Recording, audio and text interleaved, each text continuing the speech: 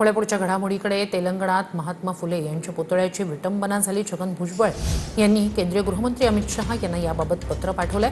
दोषींवर कठोर कारवाई करण्याची मागणी भुजबळांनी शहा यांच्याकडे केली आहे। महात्मा फुले यांच्या पुतळ्यावर हल्ला म्हणजे सामाजिक समतेवरच घाला असं या पत्रात छगन भुजबळ यांनी म्हटलंय। अधिक या सगळ्या संदर्भात जाणून घेऊया आपले प्रतिनिधी अक्षय मंकणी यांच्याकडनं। अक्षय, काय नेमकं पत्रात म्हटलंय, कधीची ही घटना समोर आली आहे? नक्कीच श्रुती, आपण पाहिलं तर तेलंगणा राज्यातील संगारेड्डी जिल्ह्यामध्ये महात्मा फुले यांचा पुतळा जो आहे तो काही समाजकंटकांकडनं हटवण्यात येत होता आणि त्या सगळ्या संदर्भातले व्हिडिओ जे आहेत ते सोशल मीडियामध्ये मोठ्या प्रमाणात व्हायरल झालेले होते। आणि काल या सगळ्या घडलेल्या घटनेबद्दल तीव्र प्रतिक्रिया ज्या आहेत त्या उमटताना पाहायला मिळालेल्या होत्या।